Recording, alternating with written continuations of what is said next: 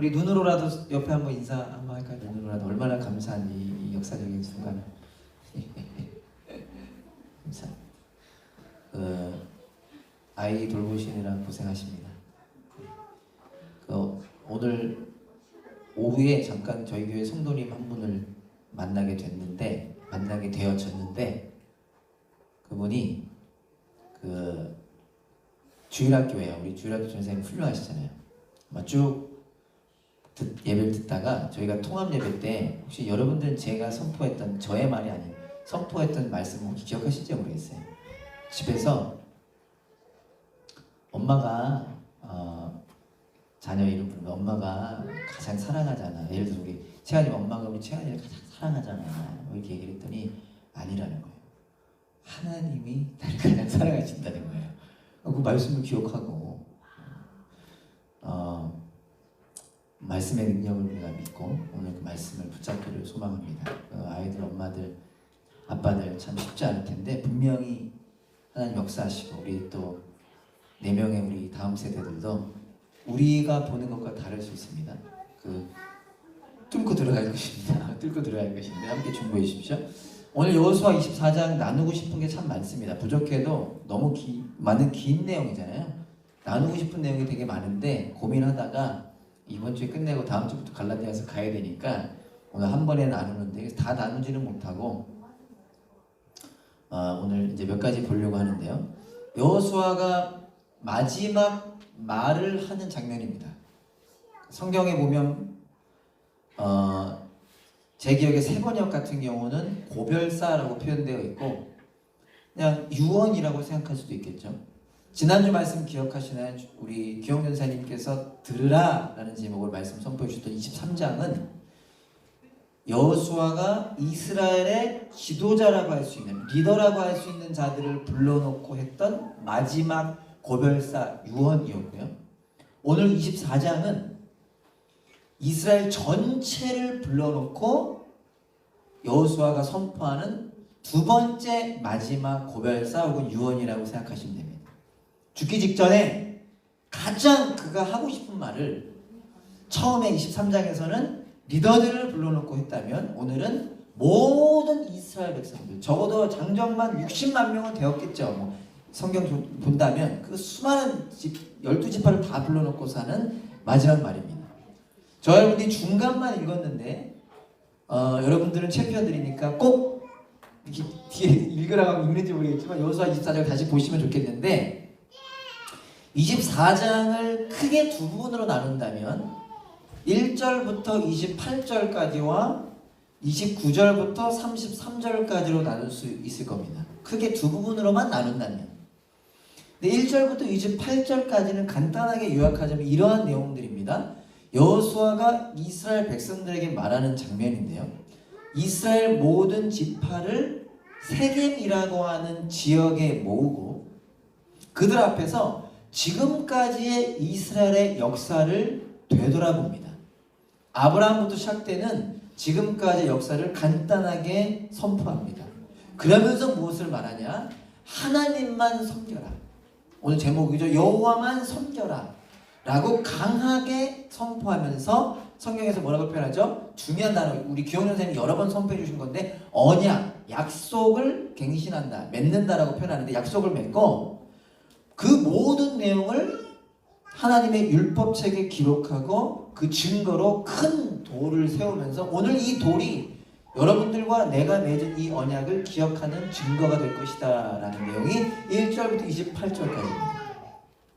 그리고 29절부터 33절까지는 오늘은 제가 다루지 않는 내용인데 여호수아와 엘르아살이 죽고 장사 지내는 내용이며 일부러 기록되어 있는데 아주 오래전 아니지만 오래전 이미 죽은 요셉, 여러분 잘 아시는 요셉이죠. 요셉의 뼈, 애굽에서 가지고 온 요셉의 뼈를 장사하는 장면이 선포됩니다. 그게 무슨 말이냐? 요셉이 죽었는데 장사 지내지는 않은 거예요. 물론 그들만의 그 장사를 지내는 장면이 애도하는 장면이 나오지만 근데 그 뼈를 가나안 땅에 가져가서 묻어달라고 했는데 오늘 그 장면도 여기 24장에 나오는 거죠. 애굽에서 가지고 온 요셉의 뼈를 이제 여호수아 엘리야사의 죽음과 더불어서 그 뼈를 장사 지낸 내용이다. 일부러 기록한 것이죠. 제가 기회가 되면 잠깐 선포하겠지만, 그래서 오늘 이게 24장의 내용인데 오늘 이 본문에서 두 가지의 장면만 우리가 주목하고 그 은혜를 나누고자 합니다. 그리고 오늘 여호수아를 마무리하려고 합니다. 첫 번째는 뭐냐? 여호수아가 이스라엘 백성들을 세겜이라고 하는 장소에 모이게 했다라는 것을 우리가 좀 잠시 기억하려고 해요.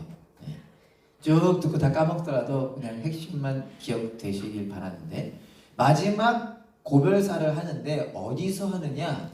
세겜이라는 곳에서 한다는 거예요. 1절에 보면, 여러분들 성경을 보시면 여호수아가 이스라엘 모든 지파를 세겜에 모으고, 그리고 쭉 말씀을 선포합니다. 그러니까 한 번은 우리가 생각해 보고 싶은 겁니다. 왜 세겜에 모이게 했을까? 우리에게 그닥 중요하지 않을 수 있고 별로 관심 없는 내용일 수 있지만, 왜 세겜일까? 왜냐면요, 그 당시 중요했던 지역이 여러 가지가 몇 군데가 있습니다. 그 중에 하나가 길갈이라고 하는 지역이 있고, 또 다른 하나가 실로라고 하는 장소가 있습니다. 간단히 짚고 넘어가면, 길갈은 이스라엘 백성이 가나안 땅에 들어와서 처음 정착했던 곳이에요. 그곳에서 돌멩이 12개, 요단강 바닥에서 가지고 왔던 돌멩이 12개로 기념탑을 쌓았고, 할례 의식을 행했고, 절기를 지켰던 곳이, 그 의미가 있는 곳이 길갈이라는 지역이 있습니다. 그리고 실로라고 하는 곳은 아마 전사님께서 선포해 주실 때 그 설교 가운데 나왔는데, 이스라엘 백성들이 장막을 세운 곳입니다. 장막이 뭐죠? 하나님께 예배드리는 곳, 하나님을 만나는 곳이잖아요. 이렇게 길갈과 실로라고 하는 아주 중요한 의미가 있는 지역이 있음에도 불구하고, 오늘 여호수아는 마지막 말을 세겜이라고 하는 곳에서 선포합니다. 그럼 세겜은 어떤 곳인가? 그 이유가 정확히 나와 있지 않지만 세겜이 어떤 곳인지를 기억하면 우리에게 큰 의미가 있을 텐데요. 세겜은 먼저, 여러 가지가 있겠지만 우리가 기억하기 바라는 것은, 먼저 아브라함이 가나안 땅에 들어와 처음 하나님께 제단을 쌓았던 곳이 세겜입니다. 뭐라고요? 아브라함이 가나안 땅에 들어와서 처음 제단을 쌓았던 곳이 세겜이에요. 우리 창세기 12장 5절부터 9절까지 한번 보겠습니다. 좀 우리 금요일이니까 제가 그래도 한번 천천히 읽어볼게요. 창세기 12장 5절부터 9절. 이게 어떤 장면이죠? 하나님께서 아브라함에게 나타나셔서 내가 지시할 땅으로 가라 라고 하시는 장면이잖아요. 5절부터 9절까지 구약성경 14페이지, 창세기가 어디 있는지는 아시죠? 12장 5절부터 9절까지 아브라함이 그의 아내 사레와 조카 롯과 하란에서 모은 모든 소유와 얻은 사람들을 이끌고 가나안 땅으로 가려고 떠나서 마침내 가나안 땅에 들어갔더라. 아브라함이 그 땅을 지나, 무슨 땅이죠? 세겜 땅 모래 상수리 나무에 이르니 그때 가나안 사람이 그 땅에 거주하였더라. 여호와께서 아브라함에게 나타나 이르시되 내가 이 땅을 너의 자손에게 주리라 하신지라.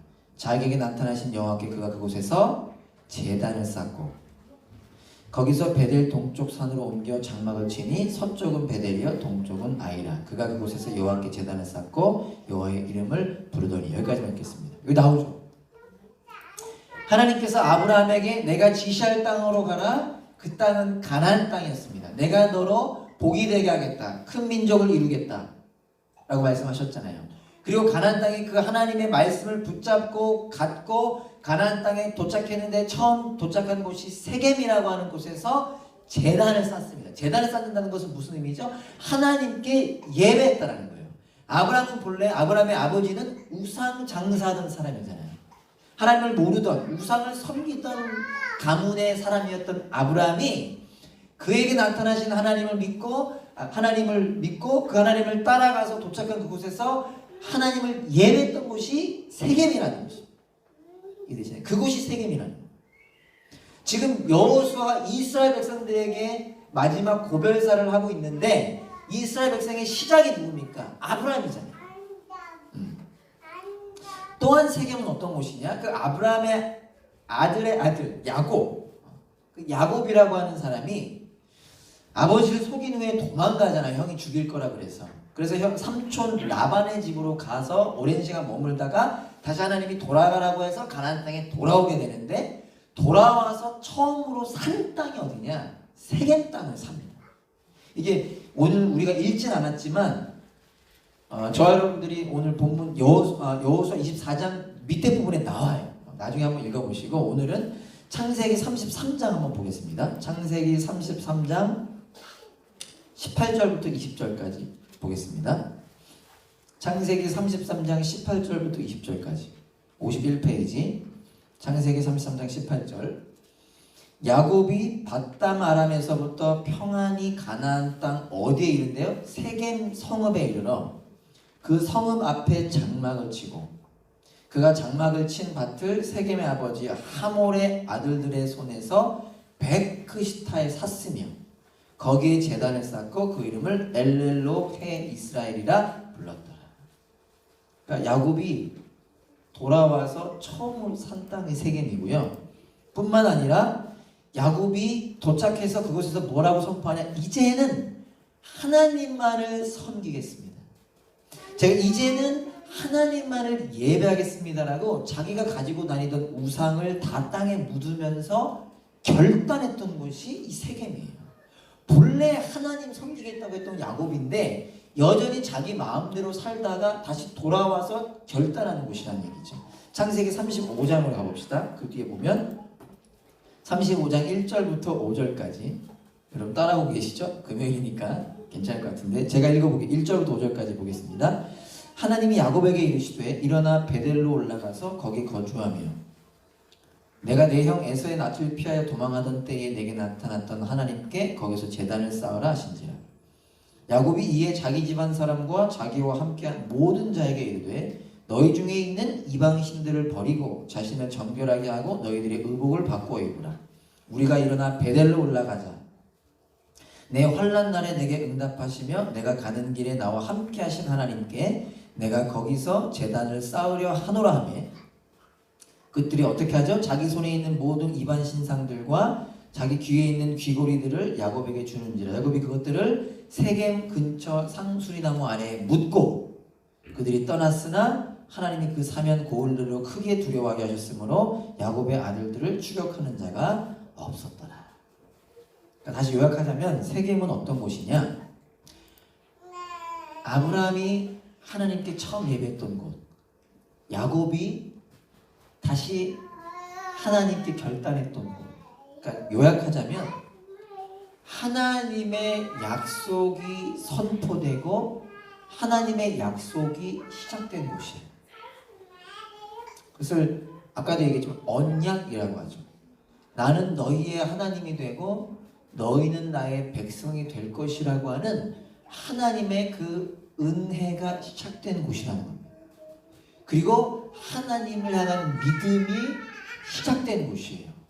그리고 이제는 하나님을 하나님이라 고백하며 살겠습니다라고 하는 하나님을 향한 섬김과 헌신이 결단됐던 곳이 세겜이라는 거예요. 저만 흥분하고 있죠? 그 세겜에서 지금 여호수아가 자기의 숨을 거두기 전에 이스라엘 백성들에게 선포하는 것입니다. 여호와만 섬기라. 그래서 오늘 우리가 아쉽게도 시간 관계상 제가 읽지 못했지만, 그래서 여호수아가요 세겜에다가 이스라엘 백성들을 모은 다음에 무엇을 먼저 시작하냐? 지난 과거를 돌아보는 겁니다. 세겜에다 모은 다음에 그 세겜이 가지고 있는 그 의미, 그 이스라엘의 역사를 짤막하게나마 다시 한번 선포하는 것입니다.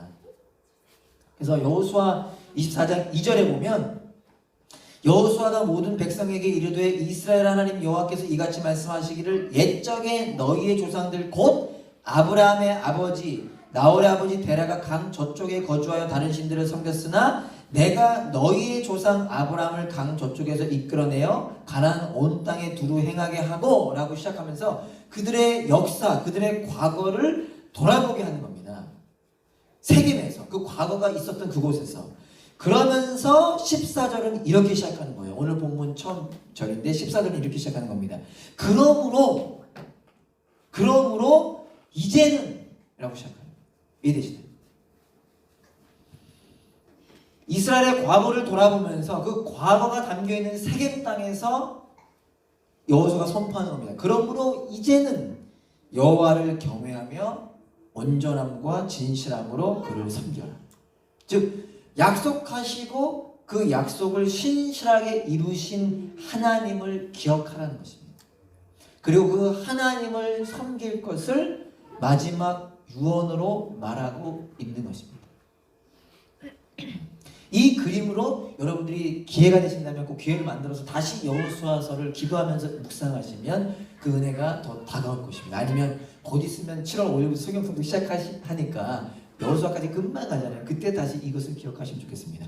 또한 한 가지 더 있는데 세겜은 어떤 곳이냐? 아브라함과 야곱의 그 내용이 담겨 있을 뿐만 아니라 세겜은 복과 저주가 선포되었던 곳입니다. 기억하실지 모르겠어요. 여호수아 8장에 나왔던 내용입니다. 세겜 하면 떠오르는 장면인데 아이성 전투에서 승리한 이스라엘 백성들을 여호수아가 모으는데요. 모아서 어떻게 하느냐? 에발산에다가 제단을 쌓아요. 에발산이라고 하는 데다 제단을 쌓는데 어떻게 하냐면 세겜이라고 하는 곳이 그리심산과 에발산이 모이는 그 골짜기에 위치한 곳이 세겜이라고 하는 지역인데 이스라엘의 절반은 그리심산 앞에 서게 하고 여러분 산 가보신 적 있나요? 산 뒤에 있다 생각하면 뭐 단대형은 좀 너무 낮긴 했는데 생각을 해보세요. 그리심산과 에발산 이 산이 쫙 만나는 그 중간에 세겜이라는 곳이 위치해 있는데 그곳에다가 다 모은 다음에 어떻게 하냐? 절반은 그리심산 앞에 서게 하고 절반은 에발산 앞에 서게 합니다. 상징이 있죠. 그리심산은 축복을 상징하고 복을 상징하고 에발산은 저주를 상징하죠. 그리고 그 세운 다음에 어떻게 하냐? 여호수아가 선포합니다. 축복과 저주의 율법을 선포해요. 그게 신명기 27장에 자세하게 재미없는 우리가 재미없어 자세하게 기록되어 있는 내용입니다. 요약하자면 이거예요. 너희가 하나님께 순종하면 복을 누릴 것이고 순간 이때가 언제라고 좀 헷갈렸어요. 언제죠? 아이성 전투 후인데 여리고성의 승리를 경험하고 아이성의 실패를 경험하고 다시 아이성의 승리를 경험한 그들 지금 그 승리와 패배를 뜨끈뜨끈하게 경험하고 있는 그들 앞에서 너희 하나님께 순종하면 여리고성 복을 누리게 되고 너희가 하나님께 순종하지 않으면 아이성 전투 저주를 당할 것이다 라고 그 앞에서 선포합니다. 이게 신명기 27장에 자세히 나오는 내용인데 이게 참 큰 의미가 있는 내용인데 놀라운 것은 무엇이냐? 저주에 대한 내용이 훨씬 많아요. 너희들이 이렇게 하면 저주받고 이렇게 하면 저주받고 이렇게 하면 저주받고 이렇게 하면 저주받고 근데 그걸 가만히 읽어보면요 인간이 그 내용을 다 지킬 수 없습니다. 우리라고 하는 사람이 그 내용을 다 지킬 수 없다는 거예요.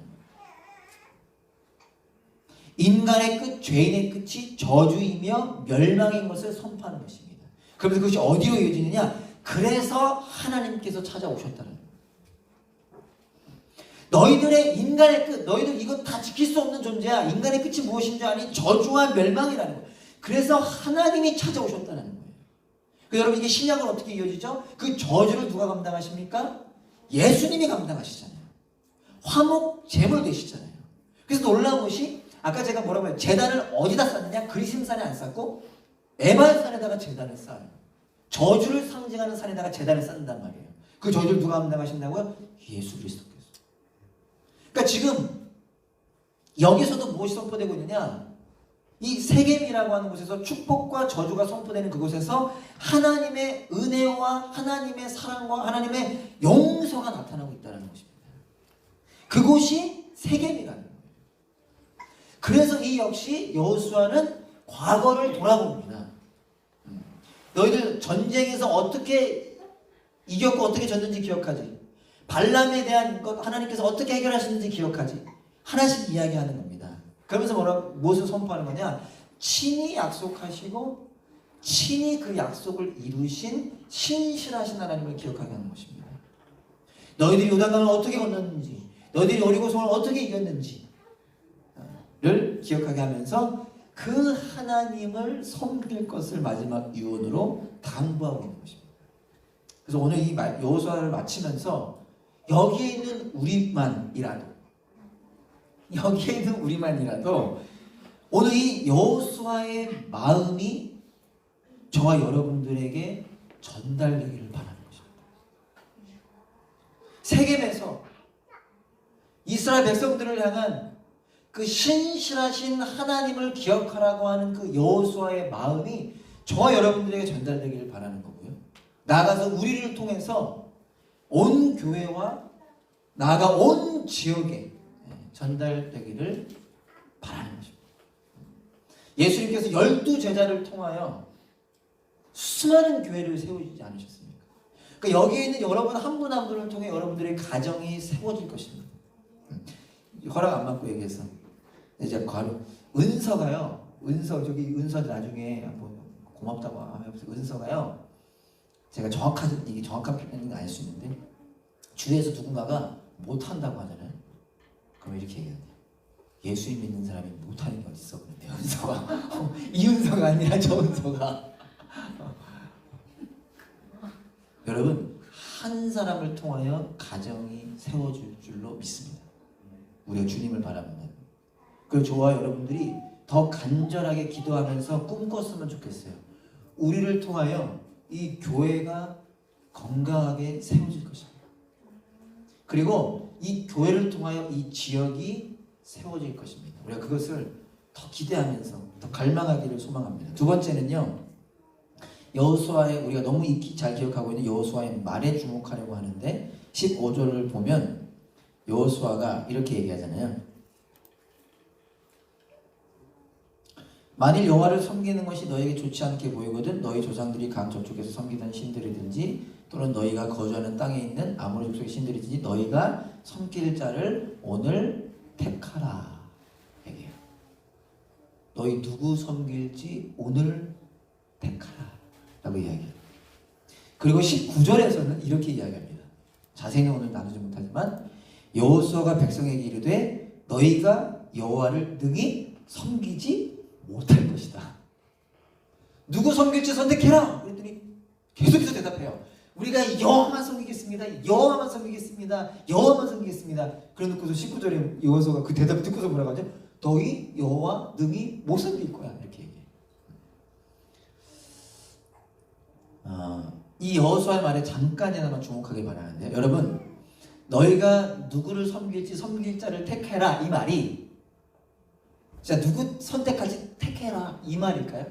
마치 저와 같이 좀 강단이 없는 사람은 저는 이게 없어요. 이게 남자다움이 없어가지고 짜장면 먹을까 짬뽕 먹을까를 늘 고민합니다. 그리고 보통 거의 결국 짜장면 먹어요. 짬뽕 먹고 싶어도 왜 고민하는지 모르겠어요. 근데 마치 넌 짜장면 먹을래? 짬뽕 먹을래? 결정 못해서 짬짜면 뭐 이런 게 그런 질문일까요 이게? 너희 우상 섬길래? 하나님 섬길래? 짜장면 먹을래? 짬뽕 먹을래? 그게 아니에요. 이건 지금 선택의 기회를 주는 그런 질문이 아닙니다. 이미 아시겠지만 혹시나 이건 여호수아는 어떤 말인 거죠? 하나님만을 선택해야 된다는 얘기입니다. 하나님만을 선택해야 된다. 하나님을 선택하기를 강조하는 표현으로 너희 오늘 우상 섬길지 하나님 섬길지를 선택해라. 하나님만 섬기라는 거. 왜요? 하나님을 선택하는 것만이 복된 길이기 때문에. 그래서 여호수아는 그 말을 하고 강조합니다. 나와 내 집은 여호와를 섬기겠노라. 그 앞에 뭐라고 나와있죠? 오직 나와 내 집은 여호와만 섬기겠노라. 난 짜장면 먹을 건데 너희 뭐 먹어? 이게 아니에요. 하나님만 선택하기를 바란다는 말이죠. 그런데 그 이야기를 하면서 여호수아가 그 말에 이어서 뭐라고 얘기하죠? 그런데 너희는 여호와를 섬기지 못할 것이다 라고 이야기해요. 이건 어떤 의미일까요? 이스라엘 백성이 그럴 능력이 없다는 의미입니다. 동시에 지금 현재 이스라엘 백성이 그럴 마음이 없다라는 것도 지적하고 있는 것 같아요. 이제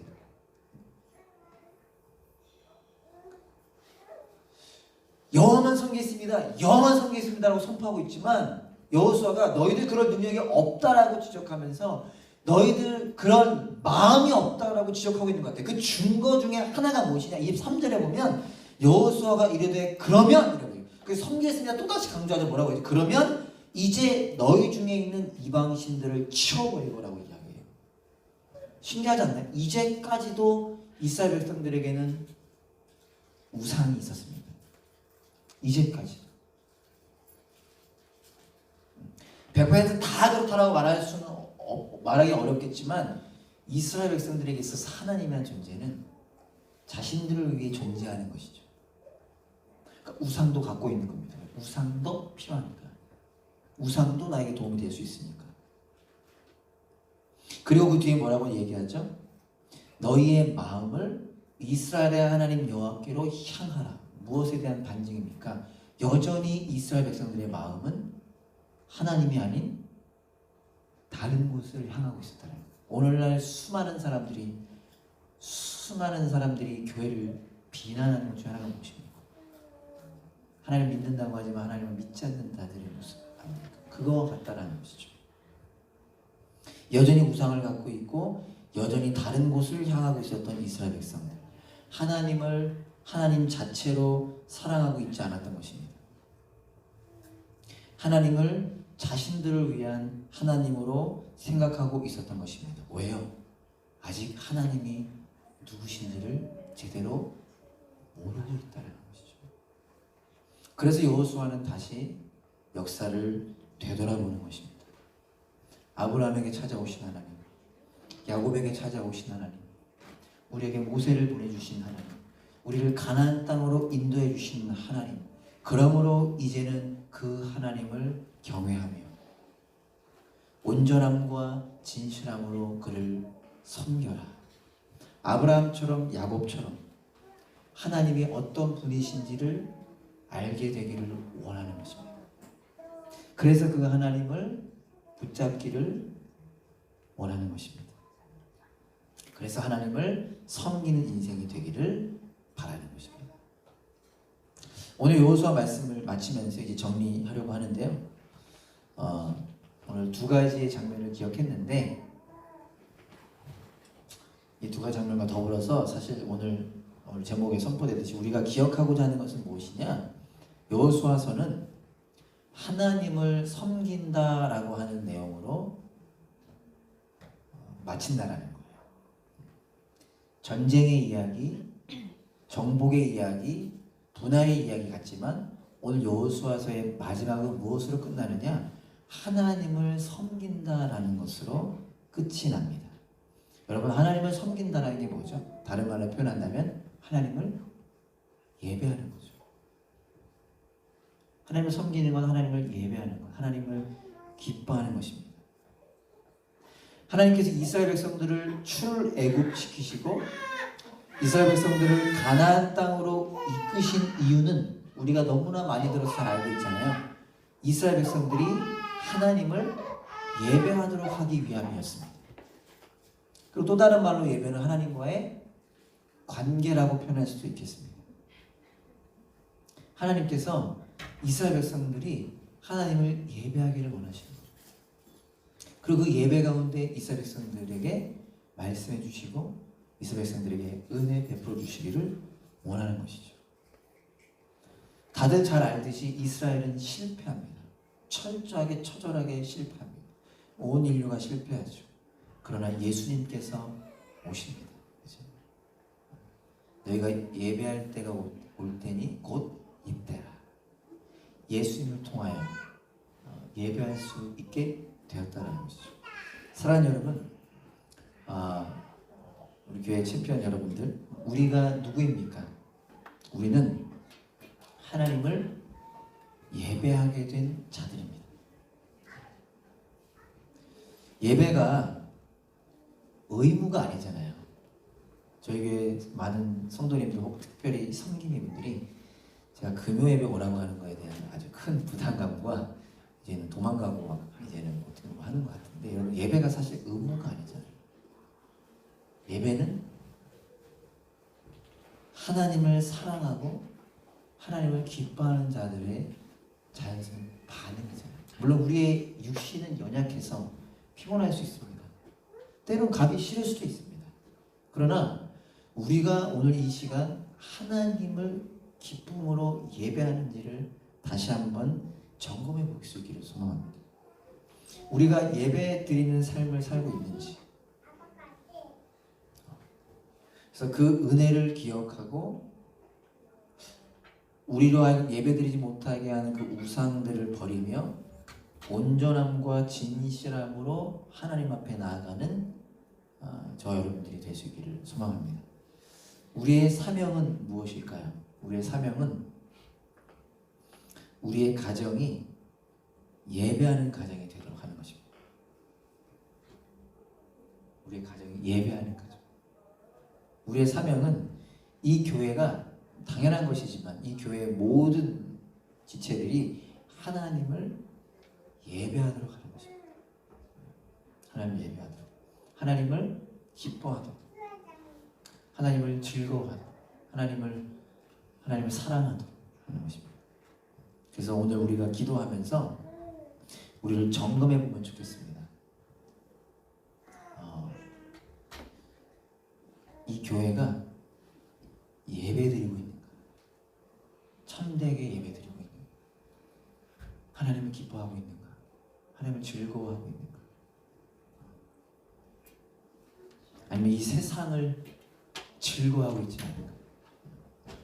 코로나로 인하여 가장 여러 가지가 있지만 아쉬운 것 중에 하나는 뭐냐면 온라인이라고 하는 예배가 살아난 것도 있지만 동시에 예배가 무너진 부분들이 너무 많이 있는 것 같아요.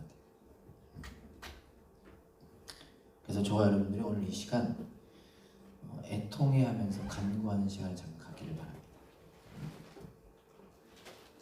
그래서 우리 마지막 찬양 하나님이시 우리 함께 찬양하고